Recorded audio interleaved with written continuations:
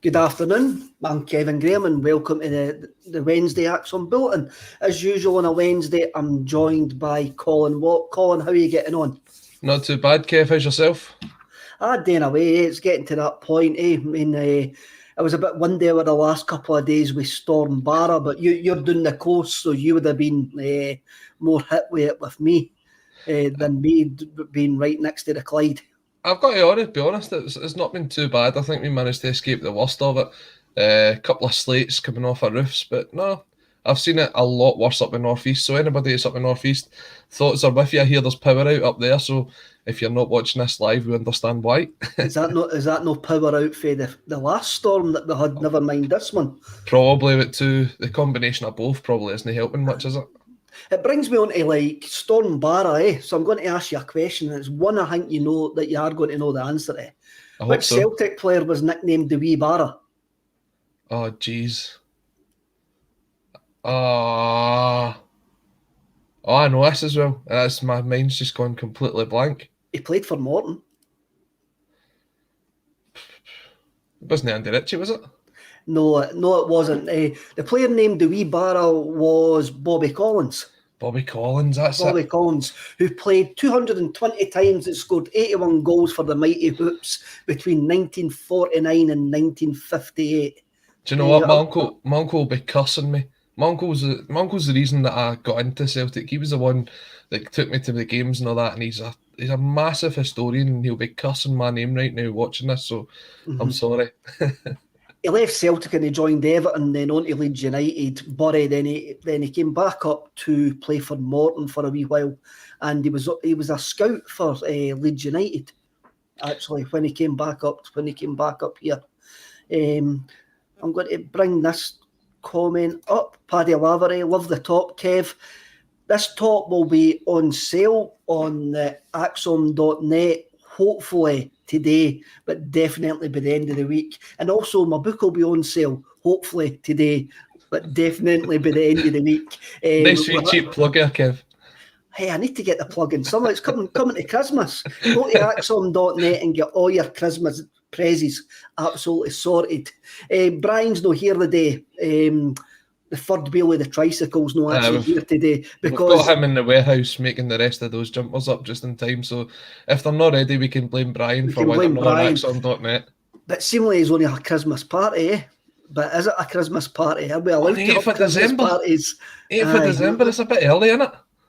Is there cheese, wine and social distancing at this Christmas party? Oh, wow. Is Boris Johnson going to say it as a Christmas party or no? Who actually knows? It's been a wee while since I've seen you, Colin, last week. What's been your highlight of the last week? I've got to admit, my highlight of the last week was, and I'm very sorry to the friend that I'm going to be calling out here, but waking up on Sunday morning to a text saying that there was a spare ticket for the game on Sunday. My pal wasn't feeling too great, so I got the chance to go through to Tannadice and see the game. I wasn't expecting that when I woke up on Sunday morning, so 2-hour drive through to Dundee, but the performance was more than worth it. I've got to say, Kev, that's definitely, I'd say, up there with the performances of the season so far. We were just a joy to watch at times. It was a fantastic performance, and it was utterly dominant. It was a dominant performance, and I mean, obviously, our record at Tannadice is actually quite good if you look over the last couple of decades. But to go up there and people says that they at Celtic Park they were unlucky not to come away with 3 points. Look, Albion Aieti missed a couple of sitters that day, but I thought enough and flattered them on Sunday. Flattered them quite a bit. That's not what Tam Coates had to say. Was it not? No. What was Tam Mr. Coates saying?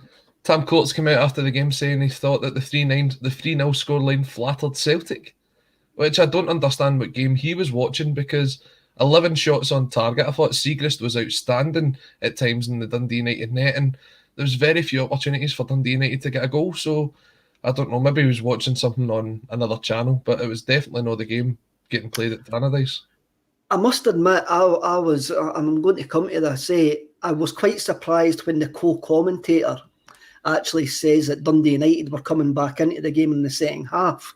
And I was like, what game are you actually watching? It was really quite... Do you know what, Kev? I've noticed this over the last couple of games, the Hearts game especially. See the last 10, 15 minutes, we do tend to kind of bear off and we do invite a wee bit more pressure on. But see, when you're playing 3 games a week and you're going at the intensity that Celtic's going at the minute, there is going to be spells in the game where it's going to be like that. But then you look at the kind of the substitutions that were made when Liam Scales came on. I thought he had a really good impact. It wasn't just the fact that he was in to sort of solidify the defence in that aspect, but he also offered something going forward. When you look at his goal, and I know we'll get to it, he doesn't stop moving from the minute that he gets the ball. He gets the ball, plays the pass, and moves on and goes forward. So for me, I mean, that's what you want to see from Celtic players, is not this whole, I've done my job, I'll just stay here and wait and see if the pass comes back to us. It was the fact that he made himself in that position to get on the end of the ball, and he finished it beautifully. Aye, Sean F on via YouTube flattered Celtic with a wee smiley emoji for those listening on the podcast later on. Turnbull missed how many chances in the box that day? Turnbull actually scored his hardest chance, for me anyway, and it was a fantastic finish. That was a great finish. It was reminded me a lot of, do you remember Larsson's goal against Rangers in the cup final where he lobbed it over, I think it was semi-final. Was it Kloss? The semi-final, lobbed it over Kloss. That's actually in my book. That's actually in my book. Oh, there we go. Here we go again. Another plug for that book. The League Cup semi-final when he flicks it across. He flicks it over and taps it in. Turnbull's got the awareness to know that that ball's not going to go in the back of the net, because you've got Charlie Mulgrew coming in to sort of get himself in between that. So Turnbull keeps going with it and he gets the tap in there. It was a lovely finish. Definitely. Robert Hyland, Turnbull and Kyogo should have both scored a hat-trick. I can't argue with that. I think the amount of chances that they missed, especially I was disappointed for Scales when he put that great ball across in the last couple of minutes, and Kyogo actually missed the tap in. So let's talk about goals then. We'll kind of jump the running order before we talk about the tagline. So the running order, right. So we'll jump to the bit which I've called rip roaring free scoring. We may as well knock the utter daylights out of that saying. Johan Cruyff Collins says that football was a simple game, but playing football simply is the hardest thing in the world. We've scored some goals this season that have been absolutely fantastic, and they've been made to look simple. And they've been made to look simple, and they've been made to look glorious on the eye. They've been absolutely brilliant to watch. No, I'm not just talking about Tom Rogic on Sunday there, which was a brilliant individual goal. I'm talking about team goals where there's been 4 or 5 players actually involved. I'm thinking like Abada in Budapest, Jota last week in Germany, Kyogo at Easter Road. Even though it was a tap-in, the actual teamwork to get to that point is fantastic. Jota in Aberdeen to put us 2-1 up. What's been your favourite Celtic goal this season under Ange? There's been a few, isn't there? I'm trying to think. I mean, if you look for individual goals, you're going to struggle to beat that one from Sunday by Rogic. The kind of ability to take on 3 or 4 players before slotting it past the goalkeeper is outstanding. In terms of a team goal, I think you're looking... You could possibly be looking at Jota's goal. Was it against Hearts the other week, where the ball gets lifted over the top to him? We've got possession for about 5 minutes beforehand, and we keep it going and keep it going and keep it going. Again, Hibs away, there was some fantastic goals. It's a difficult one, Kev. There's not one that absolutely stands out to say that is goal of the season for us so far. I like the comment from Paddy Laverty there. Calmack's bum goal for me. I mean, that's for everybody's. But look, as you say, we're playing some really, really good football just now. There's not been one where we've kind of scored for about 30 yards out that's been an absolute screamer of a hit. They've all been well-worked Celtic goals, whether it be tap-ins or a goal like Rogic. So it is a vast contrast to last season, where it was a bit of passing going nowhere. We weren't creating a lot of chances. Now we're creating them, and it's difficult to kind of sit back and pick out one from all of those. I mean, Ryan Friedman comes in, Jota's pass to Kyogo against Ferencváros without That was outstanding as well, yeah. Another outstanding. I probably put more weight on the ones in Europe, and I says this on the post-match against Leverkusen in Germany. The second goal that we scored in Germany is goals I've seen us lose for decades against European sides. Mm-hmm. And I've often wondered, they make it look so simple, they break with such speed. I'm going, why can we not do that? And that second goal in Leverkusen, and actually Abada's in Budapest as well, was the first time like that. They are pure European goals that I'm loving the fact that we are now scoring. You've got the one from the qualifier as well against Alkmaar that gets put across for Kyogo to put in at the back post. We've been scoring quite a few of those goals. It's a joy to watch Celtic play football. Another team goal that I've totally forgot about was the Kyogo's second goal against Dundee. The movement from Jota and Kyogo for that was outstanding as well. It's just, there's been so many. You can see everybody in the comment section mentioning them. There's been so ones many coming back. There's ones that we forgot. Kalmak chip to Turnbull for that goal. Tim Bully comes in. Sorry, that was Danielle. Tim Bully comes in, second goal in Leverkusen. It started with Hart.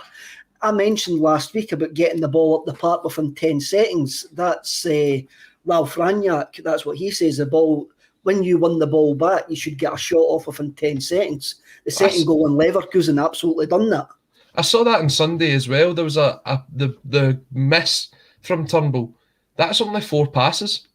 It comes from the goalkeeper out, quick out to the wing. The ball comes across before Dundee United get the chance to settle. And Turnbull should have done a lot better with it. He goes on to make up for it. But it does show that we can open them up, especially Scales' goal as well. Scales' goal's only 2 or 3 passes. When Scales picks it up, it goes into Beaton. Beaton launches it over the top to Abada. The ball comes across and there's Scales to knock it in. Sometimes we're potentially overplaying. We're trying to find too many quick 1-2 passes. There's ways to open up teams, and Celtic are finding that.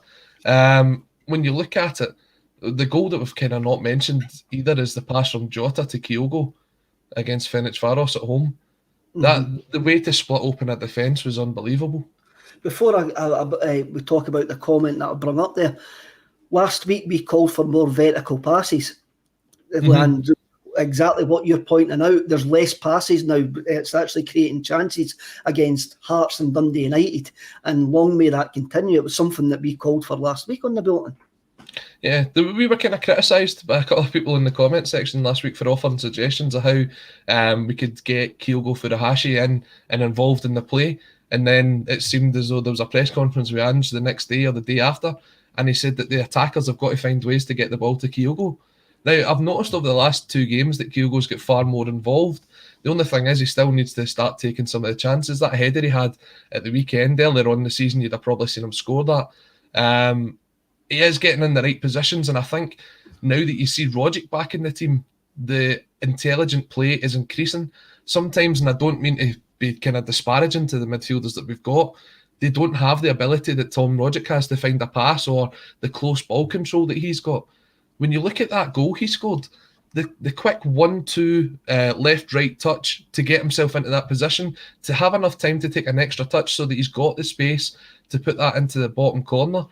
It's some things that David Turnbull and even Callum McGregor don't have in their game. So taking Rogic out that team, it does take that out of the side, and when he's back in, you notice the difference right away. Is there any other player in Scotland has actually got that in their locker, Colin? I don't think so. I don't think so. I really don't. So. I think Big Tam's a one-off in Scottish football, and he's been a one-off that I've seen at Celtic for the way that he can actually do stuff, the close control that he's actually got, but the fact that he's a big guy. And he's been utterly fantastic. Les Watts does actually make a point, and it's not as going to be negative. I get frustrated that we didn't score more. See against Dundee United when we're only 1-0 up. Against Hearts it's more Dundee United, and we're missing chances. You always get a wee bit nervous, and I think that's just where we are in the progress of this team. We're still nervous when we're 1-0 up. Yeah, but I think a lot of that goes back to the horror stories of last season. when you saw the kind of defending that we did last season. What was it? Felt as if every free kick and every cross was going in the back of our own net. So, Definitely. I mean, we've still got a bit of PTSD from that. So it's understandable for the support to still try and go over it. But the defence has been a lot more solid this season.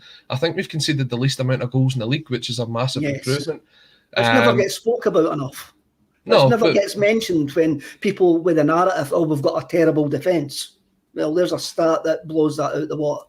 Absolutely. And some players that were getting stick earlier on in the season, like Kyle Starfelt, I thought he had a fantastic game on Sunday. I think he was given man of the match. There's a lot to be said for Celtic's defence that people would say it's not 100% there yet. See if it's not 100% there yet. Considering that we've not conceded that many goals so far, what's it going to be like when we do get clicking? Definitely. Michael Quinn, Turnbull versus Motherwell, 30 yards. That was a fantastic. That was on your birthday, that goal, eh? It was. That was your birthday present from David Turnbull. It's not the only one he scored like that this season as well. He scored one in the Cup, didn't he? He did that. At Parkhead. Can't remember who we were playing. It was in the Premier Sports Cup, early rounds. Raith Rovers. Raith Rovers. Aye, it was Raith Rovers. I'll bring up Jerry Sayers here. Kyogo 1-0 v Hearts as the goal of the season, just because it sickened so many of the bitter brigade. That's a good segue into our tagline today, Colin, which is, when will Celtic challenge the treatment of Kyogo Furuhashi? So let's have a wee look at this. I had to write this down, but just in case, because there's been so many incidents since we've been last on. So since we've been last on, we've got that goal that Jerry speaks about there, the marginal goal versus Hearts, which I think called a recall of Parliament to be discussed because us pesky Tims can't be getting decisions. That night, it triggered Chris Boyd into some sort of meltdown. And I'll tell you one thing, Sky Sports coverage is so bad, I didn't even watch their coverage on an illegal stream. Then we've got Crawford Allen coming out speaking about the decision for some bizarre reason that he decided to get wheeled out and give his 10 pence worth when he's never been wheeled out at any other point during this season, and a season where we list on a weekly basis on ACSOM and also on the State of Scottish Football a list of comedic errors by the referees. Sunday, you've got the missed red card against David Turnbull, an absolutely horrific challenge by Callum Butcher. Then yesterday, you've got Leslie Deans coming out asking for the match last week to get replayed. Now, I do know this morning that Celtic have answered that via certain leaks in the papers. You've then also got articles appearing by Mark Guidi, who is still the chief sports writer in the Sunday Mail, as well as being linked part of the Open Goal team, and Keith Hackett, who is a columnist in the Ibrox Noise, which got mainstream media coverage where they basically called Kyogo a cheat. So you've got all this, and you can even go as far back, calling it the tickets for the cup final, which was a massive thing for days and days. There's been loads of negative stories about Celtic Football Club over the last fortnight. For me, it's squirrel behaviour. They're shouting, look over there, there's a squirrel, trying to deflect for the questions that need to be asked about our games, the questions that need to be asked about those who officiate and run our football club. It's open season on Celtic, Colin. Is it about time Celtic come out and take a stand? You know what Celtic's answer to this is? It was mentioned at the AGM.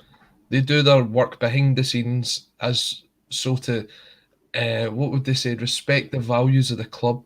Now that for me is a lot of nonsense, because we're getting it from all barrels right now. We're getting it from unintelligent football pundits. We're getting it from ex-Premier League referees with a bias. We're getting it from managers who had a decision go against them on the Wednesday, had one go for them on the Sunday and was very quiet about it. We're getting it from everywhere at the minute, and the treatment towards the club just now, for the club not to say anything, there's a balance to be struck. You don't want them to come out and respond to absolutely every single thing, but you do want them to come out and kind of draw a line under everything that's happening and give the fans the backing and give the team the backing that they deserve. This is, I don't understand this, Kevin. I really don't. It's almost as if, as you say, it's the whole, there's a squirrel over there, what's happening? Aye.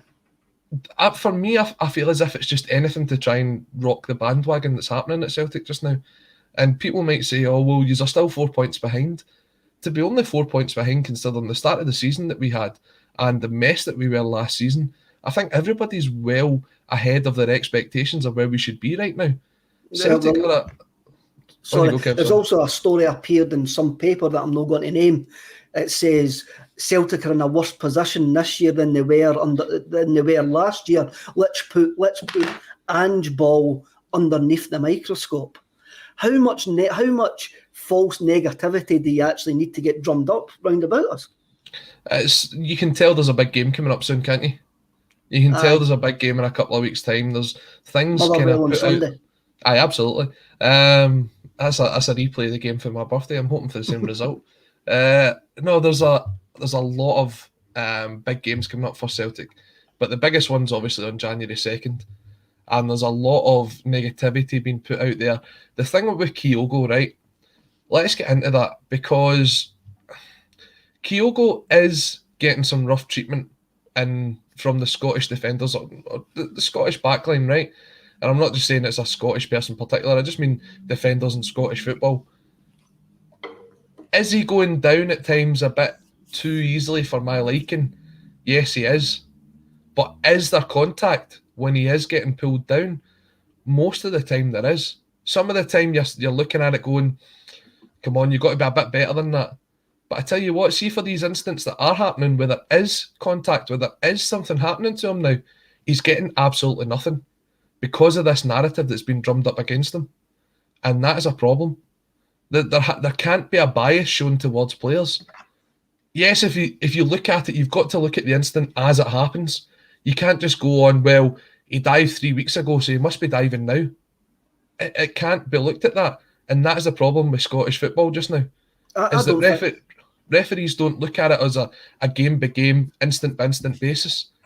They go on and they say, oh, well, that guy dived a couple of weeks ago, he's known for it, so he's probably dived this time. I don't think it's diving. I think there's a bit of exaggeration in the contact that gets made, but then that happens all over the world in the football. I've never seen a guy like Kyogo in all my years watching football get fouled off the ball so much. Aye. When the player's raging somewhere else and he's making a run in the middle, you see defenders flinging elbows at him. You see defenders hanging on to him. You see defenders just trying to stop his movement because his movement utterly scares them. But look, he's probably paying a price for the Livingston game, which the slap on the head or whatever it is. But the John Souttar one, which has been caught on TV cameras, was assault. And everybody that was posting that on social media to go, I see this is a cheat. So the fact that there's contact, the fact that the guy bruises his midriff proves that he's actually cheating. Where's your sensibility in that? This is what I'm referring to, but Kev, this is what I'm saying. Even if there is contact on him, no matter what kind of contact that it is, they're looking for it to be more. Because they're saying, well, he's obviously dived, he's obviously simulated it, he's obviously he's exaggerating it. Now, there's a good point in the comments there. See, when you look at some of these penalties or incidents that aren't given on the park, people say he's gone down too soft or he should have went down there. Why is it a case that he should have went down? Why are we bringing that into the game? Why do you need to go down for a foul to have taken place? A free kick's a free kick, a foul's a foul. An assault's an assault. So if David Turnbull had went off injured on Sunday, is that instantly a red card, or is it just because he gets back up that it's only a yellow? The tackles is bad no matter which way he takes it or how bad the injury to him is. There's definitely a bit of an agenda on this, and as I said, I do think that Kyogo does need to kind of be a bit stronger in some of these instances and try and shake a bit of it off, because I think it might have been impacting his game over the last couple of weeks. But what you do have to say in his defence is you don't see him complain once. He gets back up and gets on with it. I often wonder, see the amount of times he goes across to opposition players and tries to help them up. I'm wondering if he's got a medical PhD and he wants to be a doctor, because he's always across with the physios talking away. But let's get back. See, I agree with you, Colin, maybe about the exaggeration. And I'm calling it exaggeration, but that's nothing else that I haven't seen with loads of players in Scotland every week. If you watch the sports scene highlights, there's a narrative here. There's a narrative getting driven about Kyogo Furuhashi and Celtic. Paradise 63, I had this up earlier. Can we replay the first Hearts game this season? We were robbed. We were robbed of an offside goal in that game as well. But I can't remember Crawford Allen coming out and actually moaning about that. The next one, Cathal Rocks 29. If this is coming up, it's nothing but panic from the enemies of Celtic. They're beginning to worry. Michael 89 brings up this comment, and this is what I'm talking about, the narrative. So-called experts who have got all the intelligence to a pickled eyeball, using phrases like clearly offside, miles offside, when it isn't anything. When that is so far from the fact of the matter, it's unbelievable. That's what Celtic need to call out. Celtic need to call out this blatant lie, this blatant myth peddling that's been allowed to go unchecked, Colin.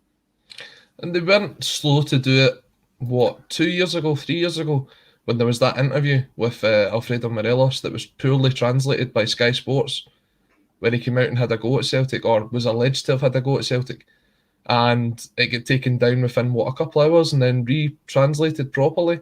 Mm-hmm. So it's Celtic have got a history of coming out, and if they think there's been an injustice served, they'll come out and say it.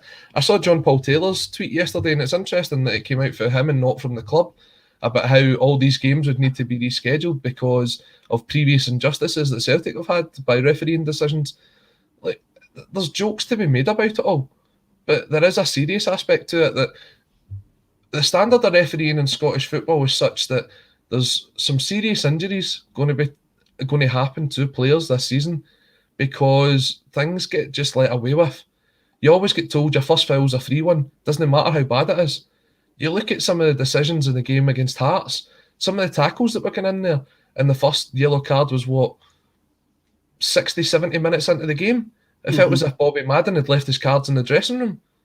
Again, on Sunday against Dundee United, very little yellow cards, a lot of fouls, and a lot of very bad fouls. That one from Butcher, everybody's seen it. Now he's going to get a retrospective ban. Where's the punishment for the referee in that instance? There's no punishment for that referee. You'll get away with it because, you never saw the angle there. You never quite got it. Don't worry about it. It's fine. You'll probably get the cup final. David Martindale came out and says on Sunday, where Livingston were denied a clear goal-scoring opportunity because he was ruled to be offside. I think the boy was Bruce Anderson going through in goal. John Souttar takes him out in the box, and it would have been a penalty if he wasn't offside.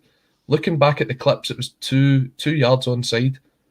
Now, David Martindale came out after the game and says that Robbie Nielsen told him that he was onside because they're watching it. But then he comes out to say, at the end of the day, it's my job that's on the line. It's not the linesman. And that's the state of Scottish refereeing, is it doesn't matter how bad they get. We've got the state that there's only so many referees to go round, so they're not going to be punished because if he goes, there's nobody else to replace him. Do you think VAR will help? VAR's coming. VAR is going to come. Now, when you see it a year down the line in the English Premier League, they've ironed out a lot of the mistakes that were made last season. I'm actually for VAR now. I wasn't at the beginning, but I think the game's moving far too quick, and our referees are far too poor to keep up with the pace of the game, and they need VAR. VAR will make a slight difference to football, but you've got to understand the basis of when VAR will be used, and what it'll be used to kind of look at, whether it be offsides, contentious red cards, goals, etc. But why are we jumping to that right away? Where is professional referees in Scotland? We still have semi-professional referees. We've got a guy who's doing refereeing as his third job. He's meant to be an MSP, an MP, and refereeing's his third job. How can you pay attention to the standard and the quality that you're trying to put out there to be in charge running the line, obviously, of a Scottish Premiership game when in the back of your mind you're like, right, I've got a budget meeting next tomorrow. I've got to travel down to London to do this. I've got to do X, Y, and Z. I've got to go to a Christmas party at number 10. Exactly. So it wasn't a Christmas party. It was just cheese and wine, Kevin. Don't get us into trouble. Please do not get us into trouble. Okay. But when you look at it, how can people be allowed to do that? These guys are making £1,000 to £1,500 a game to referee Scottish football and then go and work a 9 to 5 on a Monday. We've got to look at bringing in professional referees first. They have to be professional. Now, you say, what difference will that make? They've got more time to actually learn and understand the running of the game. They can go and watch other games. They can watch where people are making mistakes so that they can learn from it. Aye, all right, everything comes down to the heat of the moment. But how can we bring the standard of our own league up when our referees are part-time? It's pathetic for me. Patrick Banterin says VAR is needed. Yeah, right. Professional referees would probably make a difference. Also, professional pundits would probably make a difference if they would go and learn the rules. I'm going to bring up the last comment on this. Strange Love the Doctor. Kyogo only goes down when someone is manhandling him physically. If they stop cheating and try to out-football him, there wouldn't be an issue. I agree with that. That's something that I agree with. I can only look at this from a Celtic point of view, Colin, and the fact that they haven't says nothing. Celtic have got previous for ignoring things, which they maybe deem bad for business. You have a look at the stripping titles, the EBT. They says at the AGM the other week they're no interested in financial fair play. They have no interest in that whatsoever. And basically, the 5-way agreement, which they claim never have seen, but everybody else in the world's seen it. And they did keep that alive. The old firm's good for business. They'll do anything to keep the old firm alive. I'm going to ask you a question, and this is a hypothetical question. This is not based on any facts or anything whatsoever. If the game is corrupt, Colin, then we're up to our necks in it as well. Most likely, Kev. Most likely.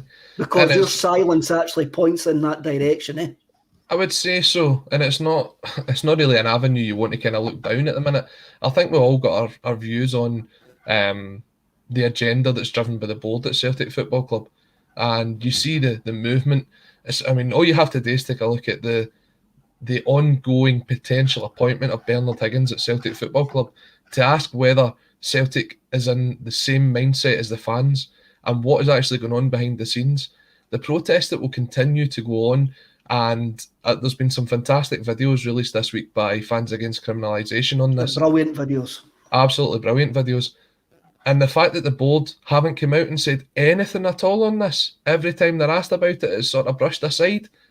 From what I understand, that man will be appointed on the 5th of January, and it will be a knife to the heart of Celtic supporters and Scottish football supporters throughout the country.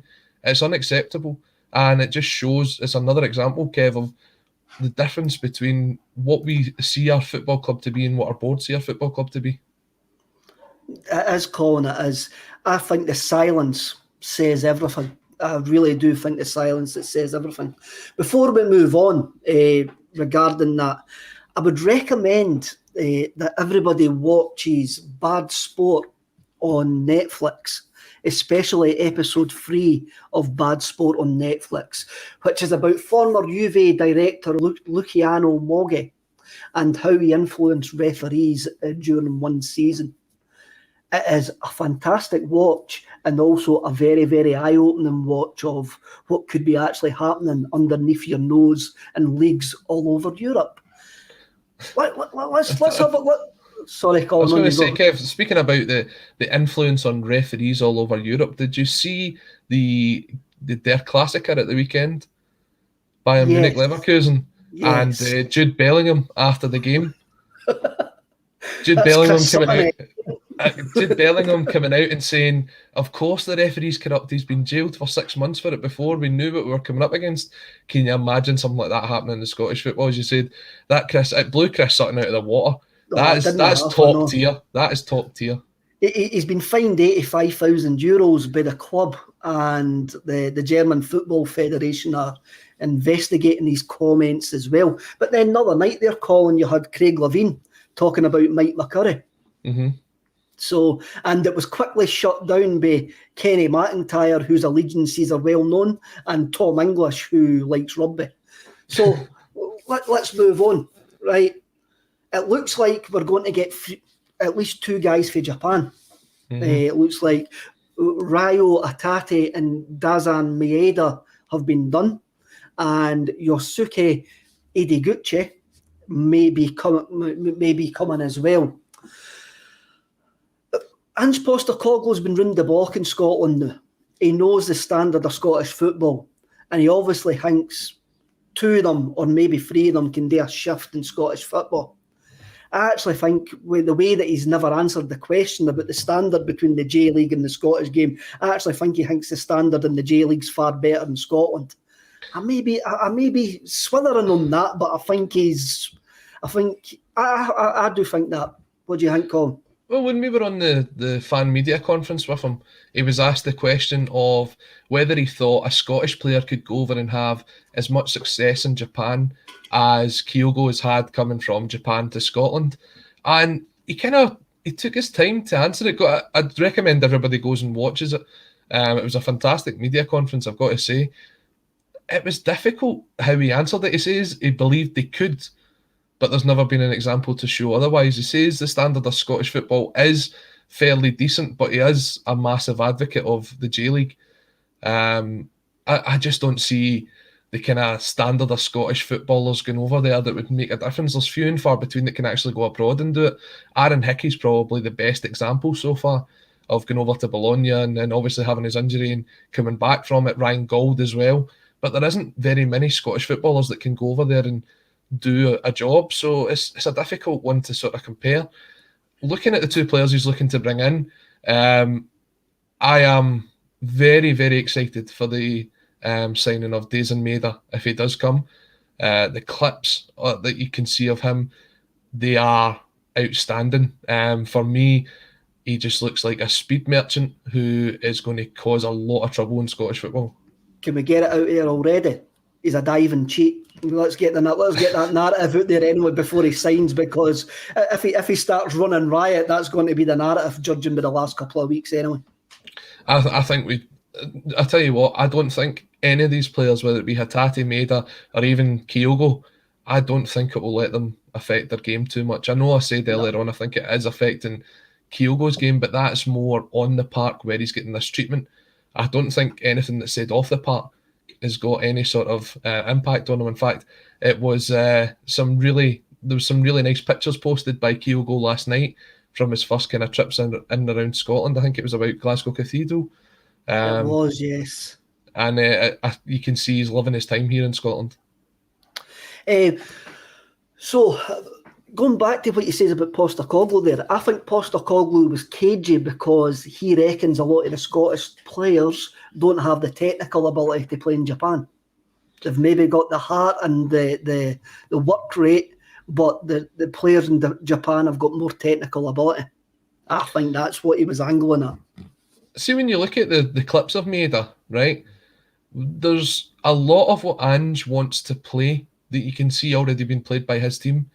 It's the high press, getting in there, getting ahead of teams, kind of breaking through them, playing through the middle of teams. Maeda is extremely, extremely quick. He will be the FIFA player's absolute dream when he comes over here because his speed stats will be in the high 90s.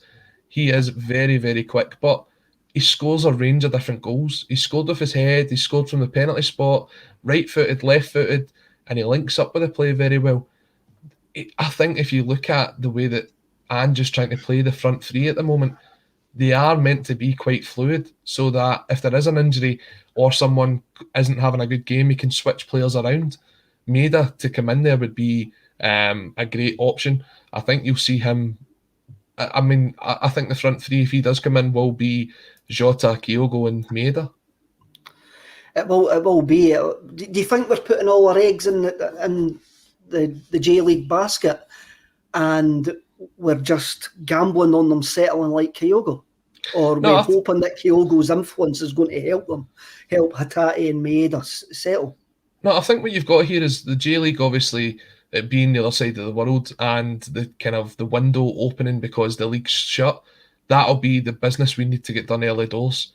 That'll be the ones that you'll not see someone coming in for the J League after, say, the 20th of January, because they'll probably have the isolation period. They'll have time to sort of settle into the club. I think you'll see a lot of these deals done potentially before the game against Rangers, maybe just after it. And then once he's got his targets that he wants from Japan, he'll move on to targets that are closer to home. Ones maybe from down south, from the Scottish League, or even leagues across Europe. I just think that the kind of period that will take to get someone like Hatate and Maeda in, that's why we're focusing on them first. Right. Peter Calorero, I'm sorry if I've butchered your name. Callum butchered your name there, Peter, so I'll apologise about that. As an Aussie, the standard of the J League is higher than the SPL. Well, I'm going to bow to the man who knows the J League better than me. Paradise 63 comes back in. If you think Kyogo gets called wrongly offside, wait to see what happens when Maeda shows up. Donny Boy 67, Maeda has a beautiful head of skin and I love him already. Kev, I need to ask this, right, because I see it in the comments section every single time that we come on air. Have you had a hair transplant? No.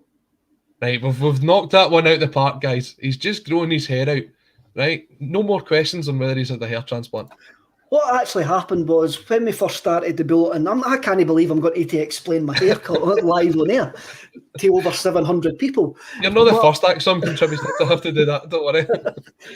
Well, what it was during lockdown, I just used to shave my head myself because there was no hairdressers open. That's all it was. And now there's hairdressers open. I go to my nice wee barber down a wee half mile down the road there, and he cuts my hair. And I've got hair. I have got hair. I'm not bald. So we'll pass that on. Juddy Todd's coming in to say that he needs a hair transplant, so he's probably a bit disappointed you can't get many tips. Ask some of the commenters, but because every one of them kept on asking if I'd went to Turkey for a hair transplant. I didn't know about any hair transplants in Turkey. So surely somebody will help you out there. I'm going to go back to the comments on the next one, on the next part of the bulletin that we're going to speak to. John Suter. John Suter was mentioned quite a lot yesterday in the comments. According to reports, both us and Rangers are credited with an interest. There's also 9 championship clubs credited with an interest. We can sign them on a pre-contract now, seemingly. Should it be an option, Colin? I think it's one that would be a risk. I say a risk-free investment, a lower risk investment. Obviously, he's someone who broke through that Dundee United team when he was very young. What was he, 15, 16 when he made it into the first team? He's had a lot of injury issues. He's someone who has definitely turned his career around. I mean, he took that step to go into the Championship with Hearts to then make the move up and show that he's still got it. He's only, 24? 25? He's actually 25. 25, so he's still relatively young. You could still get a good 5-6 years out of him. We do need defensive options because I don't know if Christopher Julian's ever going to be back playing for Celtic, to be perfectly honest. I have serious doubts about this guy, Kev. We've been told for a while now that we're taking this easy with him, but we're coming up for a year since he last put on the Celtic jersey, and I just don't know. I mean, he's good for the retail team because he's out there doing all the posters for the new ranges that are coming out in the superstore. But I have no idea if he's going to be fit again. We get told it would be the end of October, then the end of November. Now it looks as if it's going to be January before we see him. We can't really take a risk on having someone who we don't know if they're ever going to be fully fit again. If you've got someone that can come in and do a job, even if it is only maybe playing 20 games a season, look at we didn't think that Anthony Ralston was going to get the amount of games that he got. We didn't think that Stephen Welsh would get the games that he's got. We've got to come in and give the guys a chance. So if it's a free or I'd imagine you have to pay a smaller fee to get him in January, I'd say it's probably worth the punt. The other one that I did see linked, though, I don't know if you saw this, Kev, Yandro Fuchs from Dundee United. He said that his agents had contact from both Rangers and Celtic as well. Sometimes I think when you hear stuff like that, it's just a player that knows their contract's coming up and they've just put the Celtic and Rangers out there to try and maybe attract a higher calibre team. Look, I've only seen Fuchs twice this season. That was both against us. The first game he tried to main James McCarthy, and in the second game, Tom Rogic absolutely bossed him all over the field.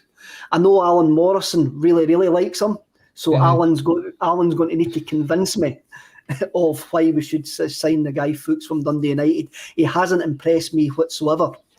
But again, I've only seen him on 2 outings. I'm only basing that on 2 outings.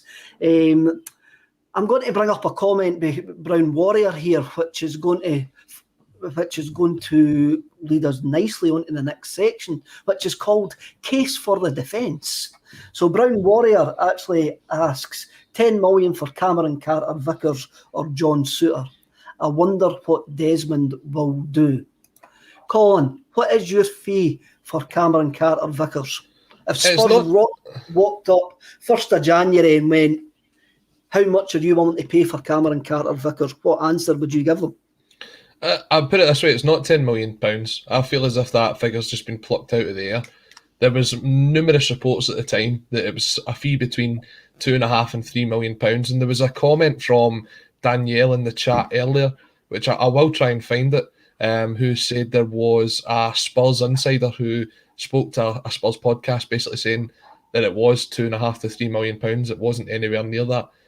If there was, say, no buyout clause in his loan deal, considering his age and considering the money that we could possibly pay, I would be surprised if we paid somewhere in the region of £6 to £7 million for him.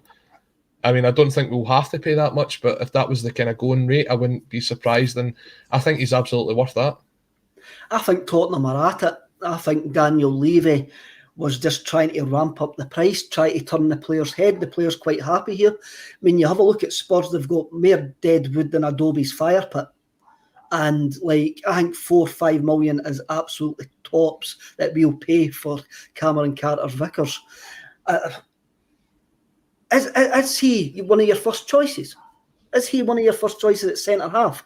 Because let's have a look at it. Starfelt's come back in the last couple of games and done well, but so Stephen Welsh.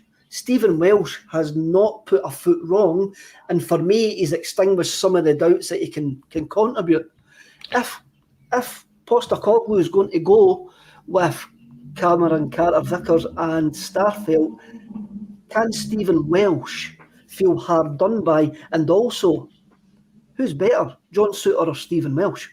Because watching that game last Thursday, I don't think there's much difference between the two of them. That's a very good question, Kev, and I'll just bring that point up that I was mentioning earlier from Danielle about the fee. I think at the minute you're starting to, if everyone's fit, is Cameron Carter-Vickers and Starfelt. I do think that's your two at the moment. I think Stephen Welsh could potentially feel a bit hard done by, but he is still very young into his career. And the fact that he's going to be learning from guys like Starfelt, like Cameron Carter-Vickers in training, pushing them along, getting the game time, which, let's be honest, see until maybe 2 years ago, I think it was roughly about 2 years ago now, that he was recalled from Morton back in the January transfer window just before the lockdown. He was playing right back for a Morton side that were close to relegation. There was no way that he was going to get into that Celtic side. It was only through a number of injuries that he actually came back and was recalled for the game against Hamilton. So it's difficult to say that the position he's in now is not 10 times better than the position he was in 2 years ago. And he will only come onto a game. Welsh is what, the under-21 Scotland captain at the minute? Yes. So he's got a lot of learning to do. Obviously, you've got Souttar, who's now part of the national team. He's been around. He's got that experience. He has got the injury concerns. Look, see if you had 5 centre-halves at the club and it was Cameron Carter-Vickers, Starfelt, Julian, Welsh and Suter. That's a far better position than what you're in just now. We can't afford to keep just going with 3 centre-halves or 4 centre-halves. The amount of games and the injuries that we pick up, we've got to have cover in those positions and see if the cover's as good as what that is. Now, Welsh has still got a lot of learning to do. Suter's got his injuries. Julian's missing. But when they're playing and they're playing well at the level they can get to push these figures on so that Cameron Carter-Vickers and Starfelt knows we can't go out there and just have a bang average game or a bad game because there's somebody that wants to take that jersey off us. It's competition for places, Kevin. It's something we've not had at centre-half for a number of years. Definitely, and you mentioned Julian earlier on. I fear that he will only kick another serious ball for us. I really do. I don't know what's going on there. There's a lot of love in the comments for big CCV. Robert Highland, CCV strolls again, Kev. Pat says not in the plans at Spurs. That's true. I mean, how many loan spells has he had? Has he had? I think this is his 6th loan spell. 6th loan spell. Michael McDonald, Ange could put that money to good use elsewhere. No more than 3 million for CCV. I think Danielle comes back in that in the No Spurs podcasters actually says that will be the fee. And Finn Fogel, you're not going to get class players coming. CCV at 3 million is good enough for Scottish football. I think he's been all right in Europe this season as well. I think he's been good, and I tell you what's very impressive about Cameron Carter-Vickers. Although he's not the quickest, his intelligence is second to none.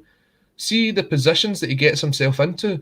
It means when he's coming up against a quick striker, if he's in that position, he tends to win the ball 9 times out of 10. He reads the pass so well. There was the game against Hibs at Easter Road. I think Martin Boyle played Kevin Nisbet through, and Cameron Carter-Vickers was out of position at the time, but he knew that Nisbet had to take a touch to kind of move to the right, and in that sense, he slid himself into the right position that meant that Nisbet couldn't get the shot away at goal. He won the ball back and went out on the break. His intelligence at the back is brilliant, absolutely brilliant, and I think that both him and Starfelt complement each other very, very well. For me, they're the star pairing at the minute. Starfelt has brushed off a lot of the concerns that people had with him. The only thing that I would ask Starfelt to do, and I'm begging him because my heart drops every time he does it, just win the ball in the air. Don't let the ball drop. It petrifies me every time he lets the ball drop, but he's definitely vastly improved since the start of the season, and it's good to see him coming into his role. Kieran Clare, Suter is a no-brainer, defo better in Welsh. Roddy McDonald, we need to give Welsh a long run. Michael the boy, 10 mile. For me, we're talking about a defence now, which has had Cameron Carter-Vickers, Welsh, Near Beaton, and Starfelt and Dane Murray at the start of the season. Let's not forget Dane, that have got the best defensive record in the league, and we still do not know who our best partnership is. David Kelly, contributor, Suter is miles better in Welsh, hence why he plays for Scotland. He has played 200 and old games already, despite them being similar ages. Suter is better in Starfelt from what I've seen. Sign him. I think that's a bit harsh. Has Suter not got 4 years on? He's got 4 years, 25. But then again, on the other side of the scale, Sean F, I'd have Welsh over Suter any day. Welsh is an under-21 international captain as well, and he will go into the senior squad in the future. He has also played a number of games in Europe. Right, let's me and you make a decision. Welsh or Suter, one or the other. I'm going Stephen Welsh. I'll go with better the devil you know. I'll stick with Welsh, although I would still sign Suter if he was an option. As a 4th choice centre-back, if Christopher Jullien is never seen to darken our door again. Well, let's be honest, Jullien, if he was to come in, would come in as 5th choice at the minute. You can't just go on his past games. He's got to try and prove himself again. He's got to earn his chance to get back into that side. So if you're going on that, he would come in as 4th choice at the minute, 5th if you sign someone else. Nah, you're right there. You are right there because there is definitely 3 centre-halves in front of him. definitely, who have actually proven this season. We'll move on to Betis, since we're now into the last 5 minutes. We'll have a wee preview to tomorrow night. For me, whatever Postecoglou does tomorrow night is going to have folk moaning. It doesn't matter. He's in a no-win situation here. He'll be wrong. It's just the nature of the game. We're already in the Europa Conference League. We can't finish second in the Europa League group. We've got so many big games in December. It doesn't matter what he does. The nature of this game means he is going to get abuse. Doesn't matter what team that he's going to put out there. He wants to get measured against the best in Europe. He says that after Leverkusen.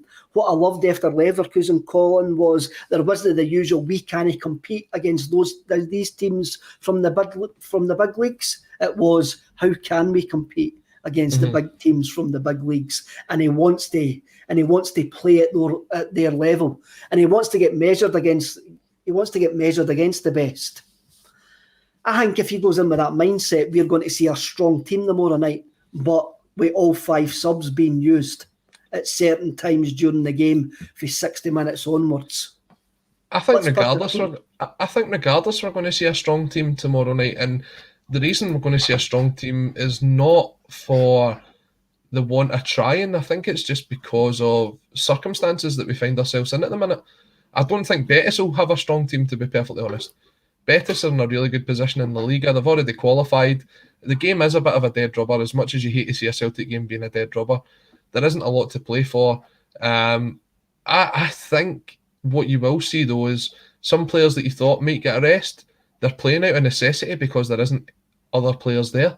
See, when I look at it, who's your right back? It's got to be Juranovic, because we don't have another option. We don't have another one. Cameron Carter-Vickers are suspended for this game. So it looks as if Starfelt will probably have to play. And then probably play alongside Beaton.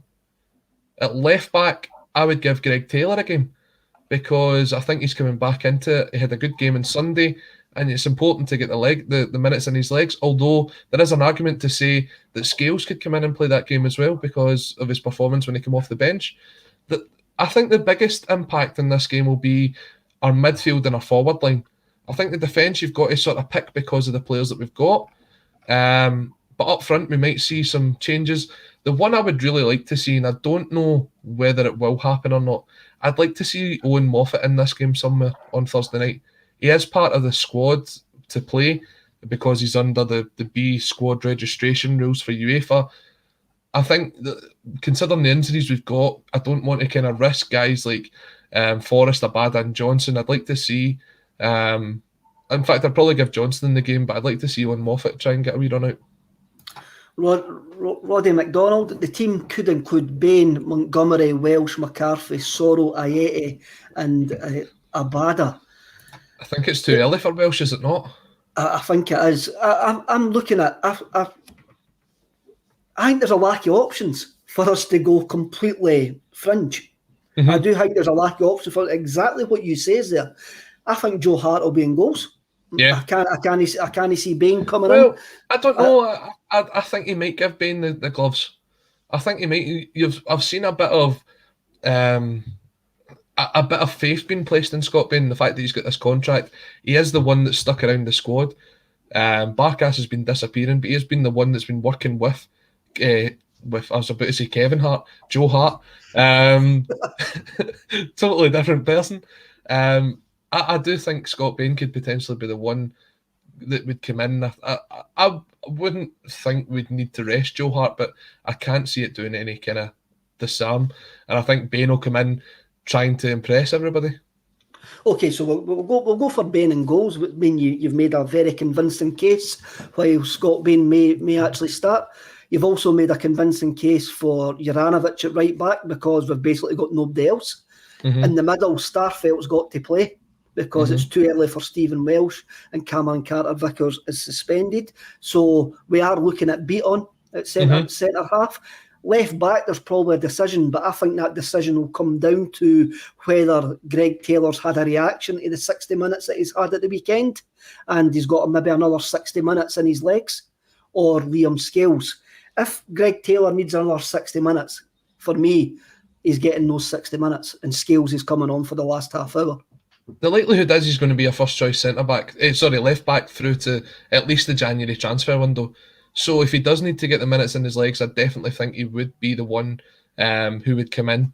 I know there's a shout for Scales to play centre half as well, which is another potential option, considering we do need to rest some of the midfield. So could Scales play alongside Starfelt and Taylor at left back? That's a good option, that. My midfield, out of the midfield three, I think McCarthy's getting a game. I think McCarthy's sitting in that sixth position. I think Tom Rogic is going to get a game as well, just to actually keep his momentum up. So then you've got Callum McGregor and Turnbull, or another, probably maybe Sorrow could come in. Sorrow's the same as McCarthy. If McCarthy's playing, Sorrow's not playing. But Callum McGregor or David Turnbull will play, because we've got no other options in that middle of the park. That's the struggle, Kevin. That's where I'm looking at potentially Beaton stepping up and playing midfield. And then we've got nobody else to play centre half unless we throw in a Dane Murray or move Scales to centre half. Yeah, that's the kind of options there, and a nice stat being brought up there by producer Paul. Over £21,335 raised for St Mary's already, and I know there's still a charity auction ongoing on eBay, and they're still taking donations. So keep digging deep, especially at this time of year. Let's try and help the parishes out. In the midfield, Kev, it's a difficult one. The only thing is, you've not got an attacking option to come on the midfield. No. It's all defensive options. So it's like Sorrow, McCarthy, and even Beaton, if that's the three there. That's three holding midfielders. I know.